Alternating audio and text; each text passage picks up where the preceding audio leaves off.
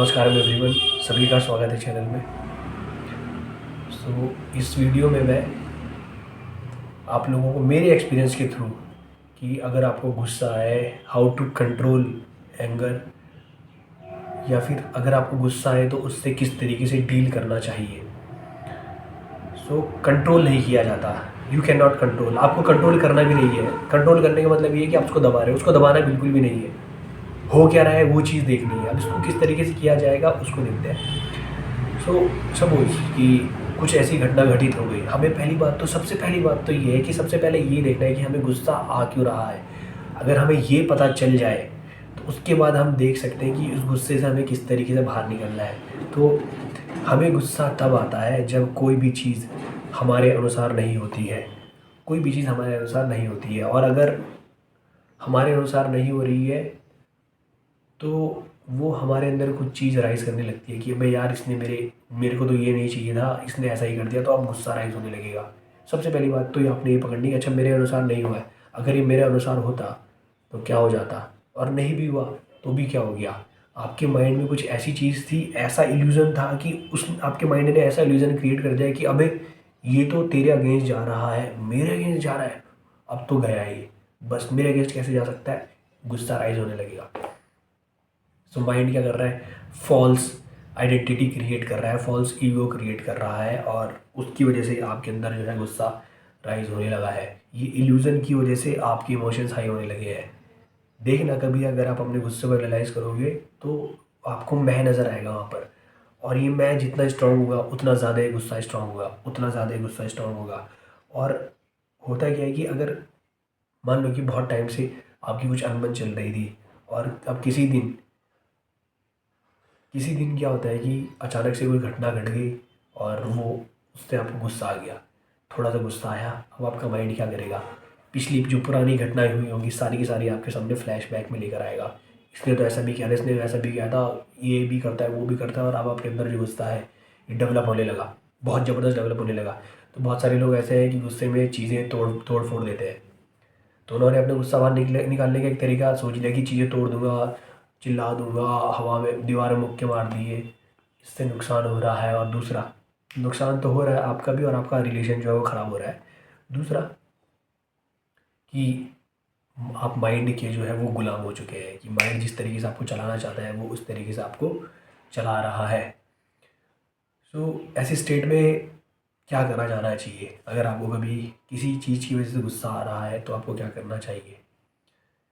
सबसे पहले सदगुरु ये बोलते हैं कि अगर आपको कभी गुस्सा आ रहा है तो सबसे पहली चीज़ ये करनी है कि आपको गुस्से में कोई एक्शन परफॉर्म नहीं करना है, क्योंकि उस समय जो हमारे सोचने समझने की क्षमता है ना, वो बिल्कुल ख़त्म हो जाती है, बिल्कुल ही ख़त्म हो जाती है। और आपकी सोचने समझने की जब क्षमता ख़त्म होगी तो आप कुछ भी करने को तैयार हो जाते हो, कुछ भी, क्योंकि उस समय आप बस उस इंटेंसिटी के थ्रू जो आपके दिमाग में इमोशन जनरेट हो रहे हैं कुछ करना चाहते हैं। तो इस समय पे हो क्या रहा है, एक्चुअली आपके माइंड में एक थॉट उठा, उस थॉट की वजह से आपकी इंटेंसिटी, इमोशन की इंटेंसिटी बढ़ी। तो ये जो थॉट उठा है, अब आपने क्या किया, इस थॉट को अपने साथ, मतलब ये थॉट के साथ आप जुड़ गए। आपने इस थॉट को और अपने को एक साथ जोड़ लिया। इस थॉट का काम ही ये है कि आपके इमोशंस को इंटेंसिफाई करे। तो यहाँ पर ही गलती हो गई कि ये थॉट और आप एक साथ मिल गए। जैसे ही ये हो जाएगा वैसे ही आप इमोशंस में आकर सामने कुछ ना कुछ चीज़ कर दोगे, और जो आपके लिए नुकसानदायक होगी।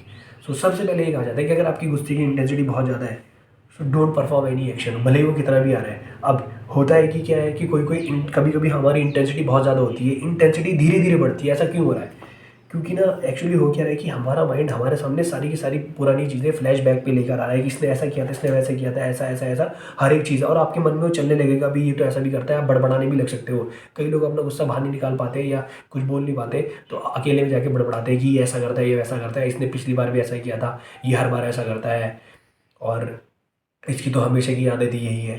तो अब आपका माइंड आपके सामने चीज़ें लेकर आ रहा है कि हाँ भाई, इसने ऐसा करा, ओहो। आपको तुरंत तुरंत से अवेयर हो जाना है, अच्छा ये करने लगा है माइंड। अगर आपने ये देखना स्टार्ट कर लिया ना, तो आप उस गुस्से से मुक्त होने लगोगे। वो गुस्सा कुछ भी नहीं कर सकता, क्योंकि इस गुस्से को जो एनर्जी दे रहे हो वो एक थॉट ही है। उस थॉट को अगर आप एनर्जी दोगे तो इंटेंसीफाई होगा, और थॉट ही हमसे फिजिकल वर्ल्ड में कुछ भी चीज़ मैनिफेस्ट करवाता है। ये थॉट ही मैनिफेस्ट होते हैं। आदमी के दिमाग में थॉट आता है कि मैंने ये बिल्डिंग बनानी है, तो बिल्डिंग बनाता है। मैनिफेस्ट क्या है? वो थॉट मैनिफेस्ट हुआ। थॉट ये है कि आपने इसको मानना है, मुझे उस तारे में जो ऐसे मानना है, तो आप कर दोगे। ये थॉट ही मैनिफेस्ट कर रहा है। अगर आप इस थॉट को एनर्जी नहीं दोगे तो लगता है कि क्या ये थॉट अपने आप को कभी मैनिफेस्ट कर पाएगा? इस थॉट को एनर्जी कहाँ से मिल रही है? माइंड पुरानी पुरानी चीज़ें लेकर आ रहा है। पुरानी चीज़ें जो उसके खिलाफ, आप उस व्यक्ति के खिलाफ आपके अंदर जो पुरानी चीज़ें होंगी उनको बिल्डअप कर देगा, और अचानक से वो इंटेंसिटी पकड़ लेगा और आप कुछ भी करने के लिए तैयार हो जाओगे, क्योंकि वो इंटेंसिटी पकड़ चुका है। इंटेंसिटी जितनी ज़्यादा होगी आप उतना ज़्यादा नुकसान करोगे। सो ये इंटेंसिटी नहीं बढ़ने देनी है, इंटेंसिटी बिल्कुल भी नहीं बढ़ने देनी है। अगर आपके दिमाग में ये क्लियर रहेगा कि माइंड हमारे साथ गेम खेल रहा है, मेरे साथ गेम खेल रहा है, तो you will be ready. Okay, now mind ऐसा कर रहा है, let's see what it can do. और हर समय पर माइंड क्या करेगा? माइंड ना आपको आपके थॉट के साथ जोड़ेगा। माइंड आपको आपके थॉट के साथ जोड़ेगा और कोशिश करवाएगा कि ये ये ऐसा कर देगा कि ये थॉट और आप अलग नहीं हो। थॉट के साथ कोई आपको जोड़ देगा। थॉट ऐसा थॉट लेकर आएगा कि आप उस थॉट के साथ जुड़ने को तैयार हो जाओगे, और जैसे आप उस थॉट के साथ जुड़ गए, वैसे ही आप स्लेव हो चुके हैं, वैसे ही काम तमाम हो चुका है। तो माइंड हर बार, अगर आप माइंड एक बार फेल होता है, एक थॉट में आपने रिएक्शन नहीं किया, दूसरा थॉट लेके आएगा उससे स्ट्रांग, अगर उससे भी स्ट्रांग, अगर उससे भी आप कुछ नहीं हुए, उससे भी आप पे कोई फ़र्क नहीं पड़ा, अगला लेकर आएगा, अगला अगला, ऐसे साइकिल लेकर आता रहेगा। और ये इतने फ्रैक्शन ऑफ सेकंड्स में होता है कि आपको पता ही नहीं चलेगा कि भाई मैं और थॉट एक साथ कब मिल गए। बहुत सारे लोग गुस्से में जब काम कर जाते हैं, उसके बाद तोड़ फोड़ कर दी, अब रात को या वो कुछ समय बीतने के बाद उनका माइंड दोबारा उन लोगों को क्या फील करवाएगा? रिग्रेट फील करवाएगा, और सारी चीज़ें याद दिलाएगा। ऐसा ऐसा हुआ, ऐसा हुआ, वो याद करने की कोशिश करेंगी, ऐसा ना करता तो ऐसा ना होता। ये सारी की सारी चीज़ें याद दिलाएगा। तो आप वो चीज़ बाद में रिग्रेट ना करो। इसके लिए अगर कभी भी गुस्सा आता है तो क्या करना है? सबसे पहली बात है, फिजिकल एक्शन नहीं करना है और बोलना भी कुछ नहीं है। या तो चुपचाप बैक आउट कर जाओ। आपको लगता है कि अगर आपके कोई क्लोज्ड वन है जिनके ग्रुप में आप हो, आप उनको नुकसान नहीं पहुंचाना चाहते, तो या बाद में आपको रिग्रेट, आप चाहते हो कि मुझे रिग्रेट ना हो, तो कभी भी गुस्सा आए, बैक आउट, बैक आउट। और कुछ भी बोल के कि मैं बात करने की मूड में नहीं, कुछ back out, take your time, ताकि आपको बाद में रिग्रेट ना हो। और जिस समय गुस्सा आ रहा है उसको देखने की कोशिश करो। माइंड और मैं अलग है, माइंड के अंदर उठने वाला थॉट और मैं अलग हूँ। अगर आप थॉट के साथ एक हो गए ना, you are dead in the sense, आप बचे ही नहीं। फिर आप उस थॉट के, माइंड के कंट्रोल में आ गए हो, और माइंड कभी भी नहीं चाहता कि आप फ्री रहो। सो अब आपको ये कैसे पता चले कि भैया माइंड गेम खेल रहा है, और हर मोमेंट पे आप अवेयर कैसे रहो कि अब फंस गया या अब फंस गया? इसके लिए तो भैया साधना करनी पड़ेगी। जो लोग कोई भी साधना नहीं करते हैं, उन लोगों को सिंपली मैं बोलता हूँ कि आप लोग नाड़ी शुद्धि करना स्टार्ट करें और ओम चैंटिंग करना स्टार्ट करें। अगर आप गूगल पे, यूट्यूब पे सर्च करोगे नाड़ी शुद्धि बाय ईशा, आपको वो मिल जाएगा, और आप नाड़ी शुद्धि कर सकते हैं, ये तो पक्का है। फिर आप ओम चैंटिंग कर सकते हो या ईशा क्रिया कर सकते हो। ईशा क्रिया से आपको बहुत फ़ायदा मिलेगा। उसमें आपको ये बताया जाता है कि मतलब एक थॉट को रिपीट करना होता है कि आई am not the body, I am not this body, and I am not even the mind. I am not even the mind का मतलब क्या? माइंड का कंटेंट क्या है? सारे थॉट ही तो है।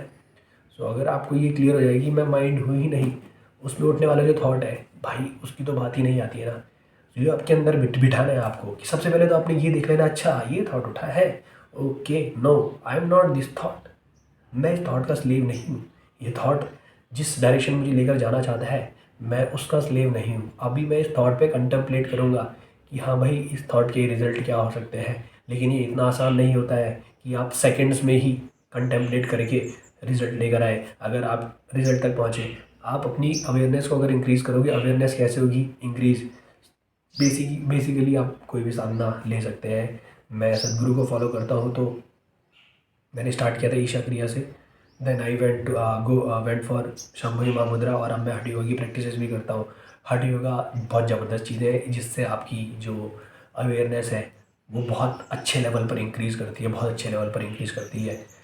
जो लोग नहीं कर सकते अभी कोई भी प्रैक्टिस है, जैसे छोटे बच्चे हैं जो स्कूल जाते हैं या कुछ ऐसा करते हैं, वो लोग भैया नाड़ी शुद्धि करना स्टार्ट करो। यूट्यूब पे अवेलेबल है, नाड़ी शुद्धि से ही बहुत सारे इफेक्ट आ जाएंगे। स्टार्ट करना है 5 मिनट से और इसको आप 1 घंटे तक भी लेके जा सकते हैं और ये बहुत ही असरदार है, बहुत ज़्यादा असरदार चीज़ है। इसको हल्के में नहीं लेना, बिकॉज नाड़ी शुद्धि में हम अपनी ब्रेथ पर काम करते हैं और ब्रेथ ही वो चीज़ है जिसने हमारी फिजिकल बॉडी और नॉन फिजिकल को एक साथ जोड़े हुआ है, हमको और हमारे माइंड को एक साथ जोड़ा हुआ है। सो हमारी ब्रेथ का इफेक्ट हमारे ऊपर पड़ता है। अगर आप गुस्सा होगे तो आप अपनी ब्रेथ को देख लेना, जिस समय आप खुश रहोगे उस समय आप अपनी ब्रेथ को देख लेना। सो अगर आपकी ब्रेथ के ऊपर आपका कंट्रोल है, आपने अपनी ब्रेथ के ऊपर काम किया हुआ है, तो आपको जल्दी से गुस्सा नहीं आएगा।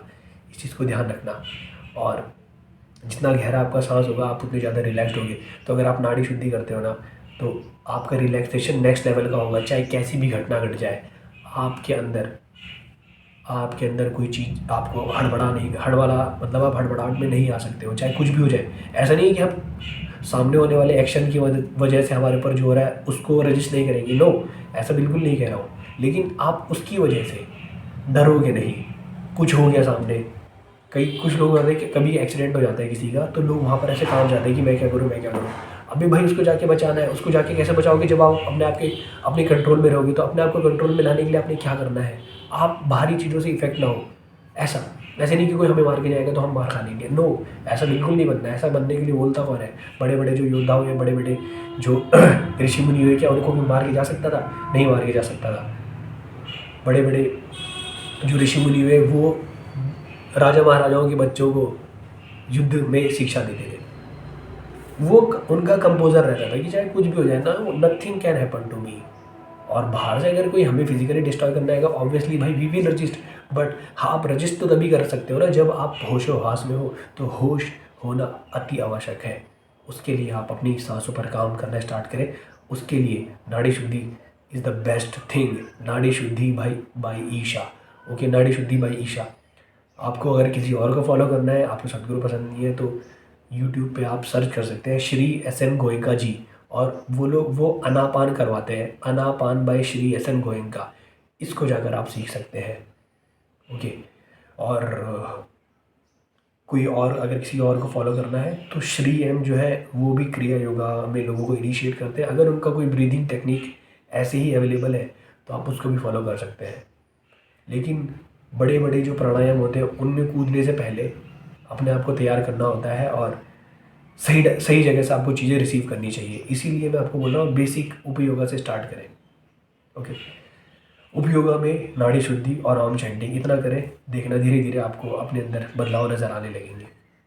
आई होप मैं आपको बहुत सारी चीज़ें इस वीडियो में क्लियर कर सका हूँगा। और ये सारी चीज़ें मैं अपने एक्सपीरियंस पे बेस्ड बोल रहा हूँ, केवल मेरे एक्सपीरियंस पर बेस्ड है ये। मैं किसी और को रिप्रेजेंट नहीं कर रहा हूँ। इस चीज़ को आप ध्यान से समझ लीजिएगा और वीडियो में जो बोला जा रहा है उसको अच्छे से समझें। मैंने क्या बोला है, कहीं पर गलत जाके ये ना बोले कि आपने ही ये बोला था। मैंने एक वीडियो बनाई थी, उसमें मैंने बोला था कि आपको ऑफलाइन इनर इंजीनियरिंग जनरली करनी चाहिए। एक बच्चा मुझे मैसेज कर रहा है कि भैया आपने ये कहा था कि ऑफलाइन इनर इंजीनियरिंग कोयम्बटूर जाके ही होती है। ऐसा उस वीडियो में नहीं कहा गया, लेकिन लोग वीडियो ढंग से देखते नहीं हैं और दूसरों के ऊपर आरोप मतलब दूसरों के ऊपर ये बोलते थे कि आपने ये बोला था। पहले ध्यान से सुनिए कि सामने वाला बोल क्या रहा है। अगर आपकी समझ नहीं आ रहा है तो आप छोड़ दीजिए उस चीज़ को। लेकिन पूरा जब तक आपको समझना है तब तक आप उसको रिप्रेजेंट मत करिए कि सामने वाले ने ये बोला था। और वो आपकी समझ आना चाहिए। सबसे पहली बात ये, जब समझ आ जाए उसके बाद ही आगे जाकर बोलिए। मैं केवल अपने आप को रिप्रेजेंट कर रहा हूँ। मेरी जो खुद के एक्सपीरियंस थे उसकी बेस पर मैंने सारी की सारी चीज़ें आपको यहाँ पर बताई है।